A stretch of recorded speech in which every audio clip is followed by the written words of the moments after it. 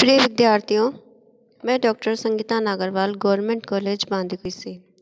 आज हम चर्चा करेंगे 6ठी शताब्दी ईसा पूर्व की महत्वपूर्ण घटना की, और वो घटना है बौद्ध धर्म।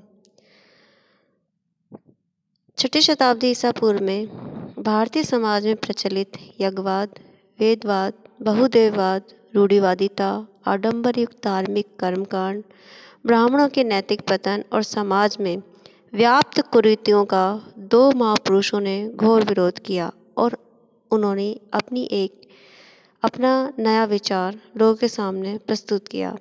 ये महापुरुष थे महावीर स्वामी और गौतम बुद्ध। आज हम चर्चा करेंगे गौतम बुद्ध की, जो बौद्ध धर्म के संस्थापक माने जाते हैं। गौतम बुद्ध का जन्म शाक्य कुल में हुआ था, और इसीलिए इन्हें शाक्य मुनि भी कहा जाता है। इनके पिता शुद्धोदन शाक्य गणराज्य के प्रधान थे। कपिलवस्तु इस गणराज्य की राजधानी थी। बौद्ध सूत्रों के अनुसार ईसा से 563 वर्ष पूर्व कपिलवस्तु के राजा शुद्धोदन की महारानी माया देवी अपने पिता के घर आ रही थी कि रास्ते में लुम्बिनी वन में वैशाख मास की पूर्णिमा को उन्होंने एक बालक को जन्म दिया, जिसका नाम सिद्धार्थ रखा गया। सिद्धार्थ के जन्म के एक सप्ताह पश्चात ही उनकी माता का स्वर्गवास हो गया। अतः सिद्धार्थ का पालन पोषण उनकी मौसी एवं विमाता प्रजावती गौतमी ने किया, और शायद इसीलिए महात्मा बुद्ध को गौतम भी कहा जाता है। बाल्यावस्था से ही सिद्धार्थ विचारवान, करुणावान एवं एकांत प्रिय थे।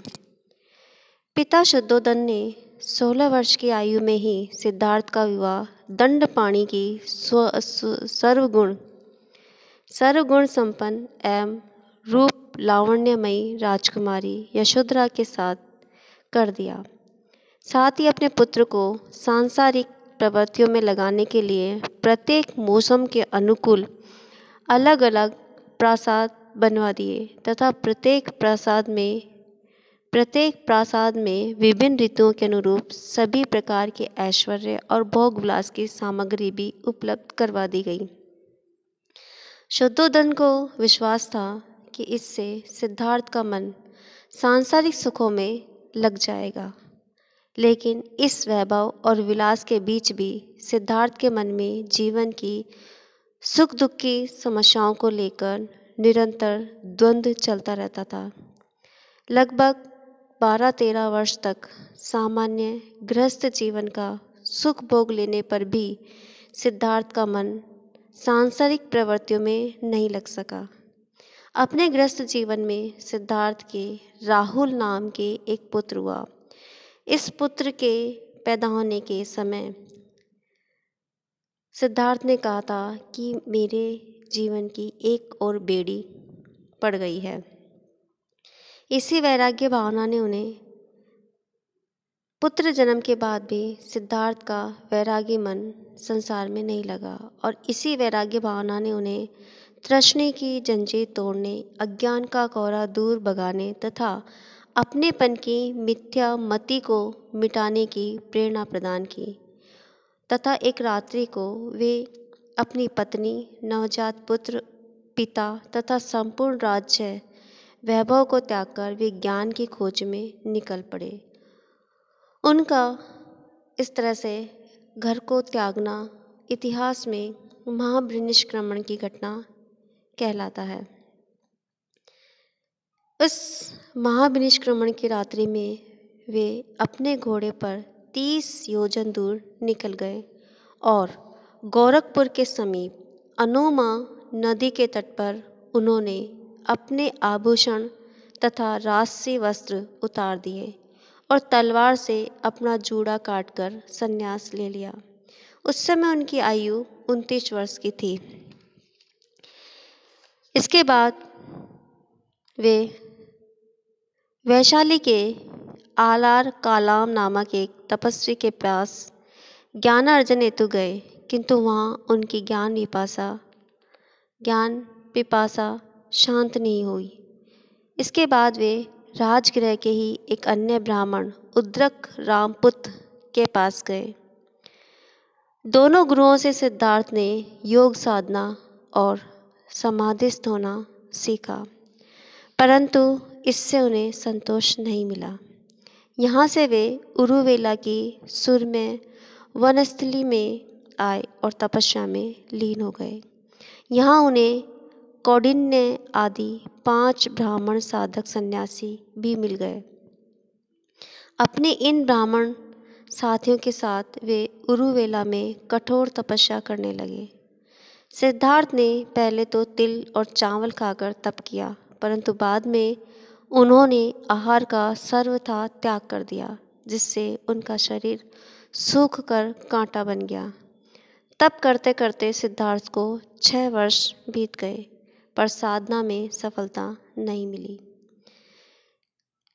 ऐसा कहा जाता है या ऐसी जनश्रुति है कि एक दिन नगर की कुछ स्त्रियां गीत गाती हुई उस ओर से निकली जहां सिद्धार्थ तपस्या में लीन थे। उनके कान में स्त्रियों का एक गीत पड़ा, जिसका भावार्थ इस प्रकार था: वीणा के तारों को ढीला मत छोड़ो। ढीला छोड़ देने से उनसे सुरीला स्वर नहीं निकलेगा, परंतु तारों को इतना कसो भी मत जिससे वे टूट जाएं। सिद्धार्थ के हृदय ने गीत के भावों को ग्रहण किया। उन्होंने स्वीकार किया कि नियमित आहार विहार से योग साधना सिद्ध हो सकती है। किसी भी बात की अति करना ठीक नहीं है। वास्तव में मनुष्य को मध्यम मार्ग ही अपनाना चाहिए। अतः उन्होंने आहार करना शुरू कर दिया। गौतम में यह परिवर्तन देखकर उनके 5 ब्राह्मण साथी उन्हें पथभ्रष्ट समझकर उनका साथ छोड़कर सारनाथ चले गए, किंतु इससे गौतम विचलित नहीं हुए और उन्होंने ध्यान लगाने का निश्चय किया। वे वहीं एक पीपल के वृक्ष के नीचे ध्यान की अवस्था में बैठ गए। 7 दिन तक ध्यान मग्न रहने के पश्चात वैशाख पूर्णिमा की रात को जब सिद्धार्थ ध्यान लगाने बैठे तो उन्हें बोध यानी कि आंतरिक ज्ञान हुआ। उन्हें साक्षात सत्य का दर्शन मिला। तभी से वे बुद्ध नाम से विख्यात हुए। उस समय उनकी आयु 35 वर्ष की थी। जिस वृक्ष के नीचे उन्हें बोध प्राप्त हुआ था उसका नाम बोधि वृक्ष पड़ा और जिस स्थान पर यह घटना घटी उसका नाम बोध गया हो गया। इस घटना के बाद भी महात्मा बुद्ध 4 सप्ताह तक उसी बोधि वृक्ष के नीचे रहे और धर्म के स्वरूप का चिंतन करते रहे। ज्ञान प्राप्ति के बाद बुद्ध सबसे पहले बोध गया में गए। बुद्ध ने अपना ज्ञान उपदेश तपस्वी और मल्लिक नामक 2 बंजारों को दिया। इसके बाद बुद्ध अपने ज्ञान और विचारों को जनसाधारण तक पहुंचाने के उद्देश्य से वहाँ से निकल पड़े। फिर वे सारनाथ पहुँचे। यहाँ उन्हें वे 5 ब्राह्मण साथी मिल गए जो उन्हें छोड़कर चले गए थे। बुद्ध ने उन्हें अपने ज्ञान की धर्म के रूप में दीक्षा दी। यह घटना बौद्ध धर्म के इतिहास में धर्म चक्र परिवर्तन के नाम से महत्वपूर्ण स्थान रखती है। यहाँ से महात्मा बुद्ध काशी गए और वहाँ अपने ज्ञान का प्रसार करने लगे। कुछ ही समय में बुद्ध के शिष्यों की संख्या 60 हो गई। तब उन्होंने एक संघ की स्थापना की, जिसकी सहायता से लगभग 45 वर्ष तक बुद्ध ने अपने धर्म का प्रचार किया। उन्होंने भी साधारण बोलचाल की भाषा को अपनाया तथा जाति पाति और ऊंच नीच की भावना से दूर रहते हुए सभी को उपदेश दिया। कौशल के राजा प्रसेनजीत तथा मगध के बिम्बसार और अजातशत्रु, वैशाली की सुप्रसिद्ध गणिका आम्रपाली, स्वयं बुद्ध के पिता शुद्धोदन और पुत्र राहुल ने भी उनके धर्म को स्वीकार कर लिया।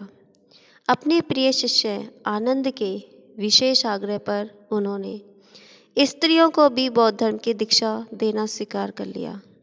अंत में 80 वर्ष की आयु में गोरखपुर के समीप कुशीनगर यानी कुशीनारा नामक स्थान पर गौतम बुद्ध ने अपना शरीर त्याग दिया।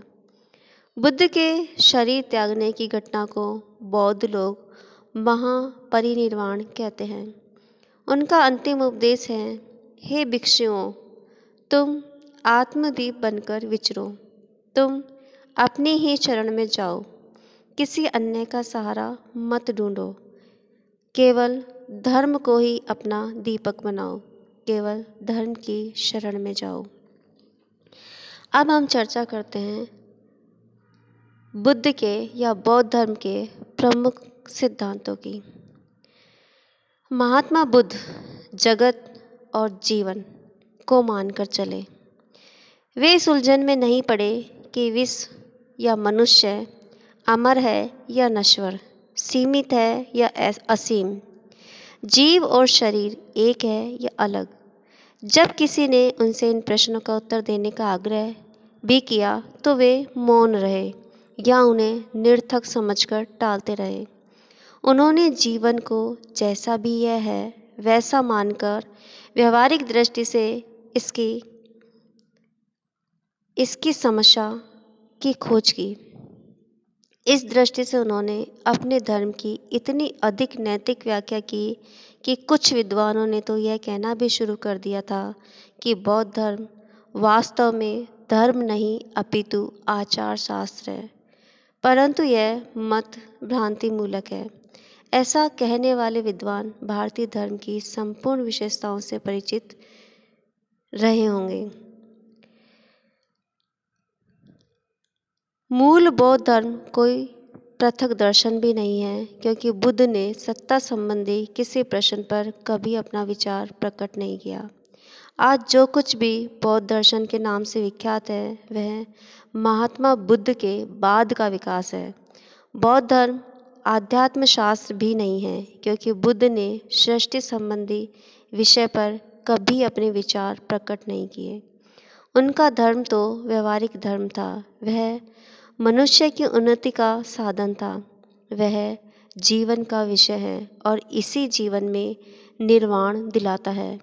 वह नितांत बुद्धवादी है और उसमें अंधविश्वासों तथा अंध परंपराओं के लिए कोई स्थान नहीं है।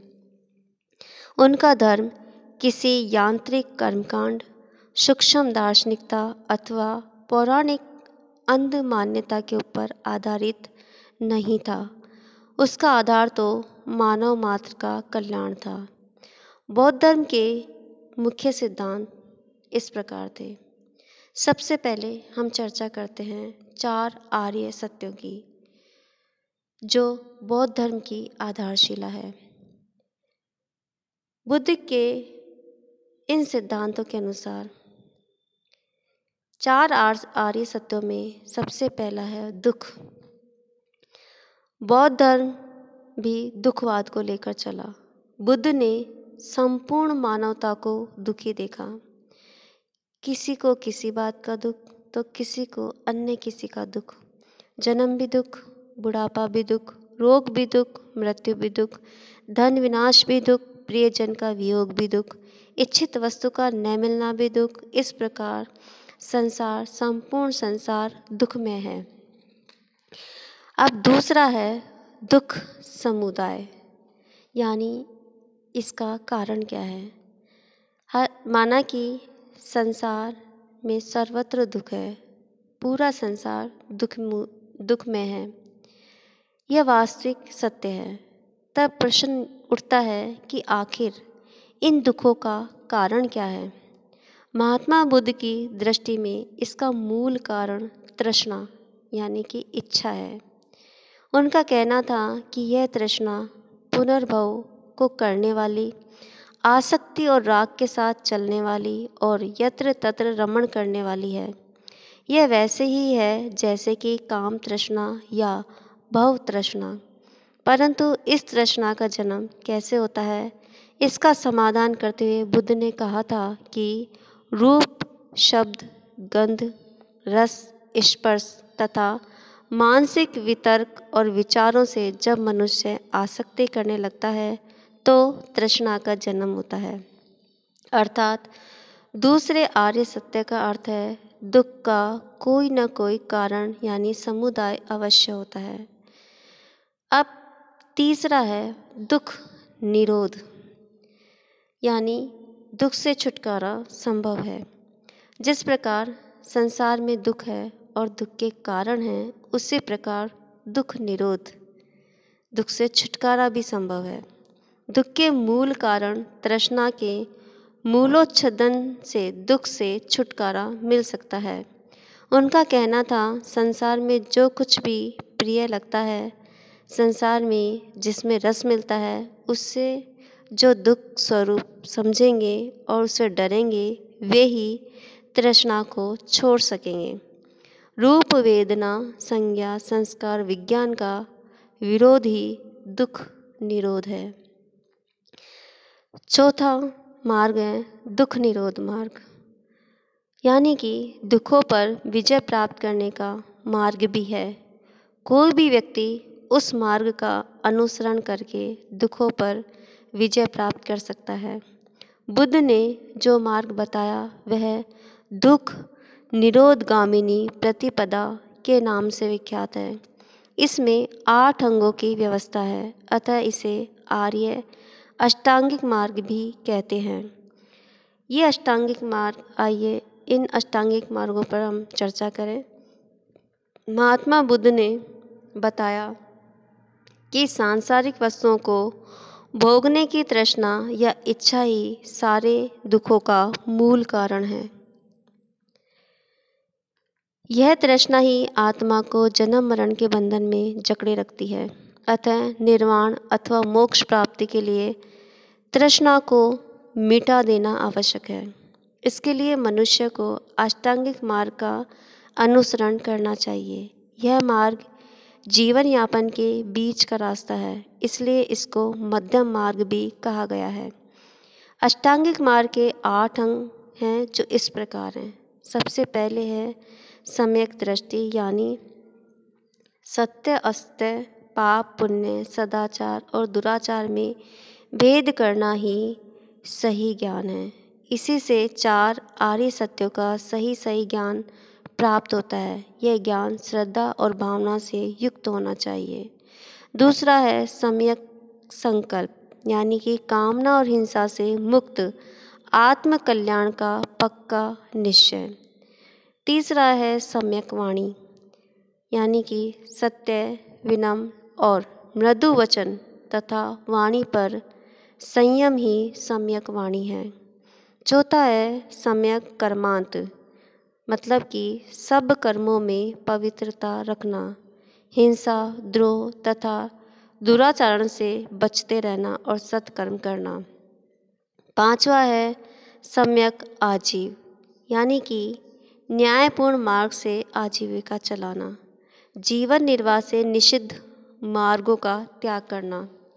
छठा है सम्यक प्रयत्न, इसे सम्यक व्यायाम भी कहते हैं। इसका अर्थ है सत्कर्मों के लिए निरंतर उद्यम करते रहना।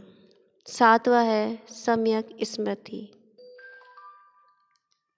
लोभ आदि चित्त के संतापों से बचना तथा उत्तम शिक्षाओं को सदैव याद रखना। और आठवां है सम्यक समाधि, यानी राग तथा द्वेष से रहित होकर चित्त की एकाग्रता को बनाए रखना। अगला सिद्धांत है मध्यमा प्रतिपदा का। दुख से छुटकारा पाने के लिए बुद्ध ने जो अष्टांगिक मार्ग बताया था वह विशुद्ध आचार तत्वों पर आधारित था। उसमें न तो शारीरिक कष्ट एवं कलेश से युक्त कठोर तपस्या को चित बताया गया और न ही अत्यधिक सांसारिक भोग विलास को। वस्तुतः ये दोनों अतियों के बीच का मार्ग था। इसी से उसे मध्यमा प्रतिपदा यानी मध्यम मार्ग भी कहा गया है। इसके पालन से मनुष्य निर्वाण पथ की ओर अग्रसर हो सकता है। अगला सिद्धांत है दश शील का। अपनी शिक्षाओं में बुद्ध ने शील या नैतिकता पर बहुत अधिक बल दिया। उन्होंने अपने अनुयायियों को मन, वचन और कर्म से पवित्र रहने को कहा। इसके लिए उन्होंने निम्नलिखित 10 शील यानी कि नैतिक आचरण का पालन करने को कहा। इन्हें हम सदाचार के नियम भी कह सकते हैं। ये इस प्रकार हैं। पहला, अहिंसा व्रत का पालन करना। दूसरा, सदा सत्य बोलना। तीसरा, अस्त्यथा अथवा चोरी न करना। चौथा, अपरिग्रह यानी कि वस्तुओं का संग्रह न करना। पांचवा, ब्रह्मचर्य अर्थात भोग विलास से दूर रहना। छठा, नृत्य ज्ञान का त्याग। सातवां, सुगंधित पदार्थों का त्याग। आठवां, असमय में भोजन का त्याग। नौवां, कोमल शैया का त्याग। और 10वां, कामिनी कंचन का त्याग। सदाचार के इन नियमों में से प्रथम 5 नियम महावीर स्वामी के 5 अणुव्रतों के समान ही हैं। बुद्ध के अनुसार इन 5 नियमों का पालन करना गृहस्थ, अनुयायियों तथा साधु उपासकों दोनों के लिए आवश्यक है। इनका पालन करते हुए संसार त्याग करने पर भी मनुष्य सन्मार्ग की ओर बढ़ सकता है। अर्थात बुद्ध ने गृहस्थ लोगों को भी उज्जवल भविष्य का आश्वासन दिया। लेकिन जो व्यक्ति संसार की मोह माया को छोड़कर भिक्षु जीवन बिताता है, उसके लिए शील के सभी 10 नियमों का पालन करना आवश्यक है। इस प्रकार बौद्ध धर्म में शील के नियमों के पालन में भिक्षुओं की अपेक्षा गृहस्थों को अधिक ढील दी गई थी। तो ये थे महात्मा बुद्ध का प्रारंभिक जीवन और उनके प्रमुख सिद्धांत। अगले वीडियो में हम महात्मा बुद्ध के अन्य विचारों पर चर्चा करेंगे। तब तक के लिए नमस्कार, धन्यवाद।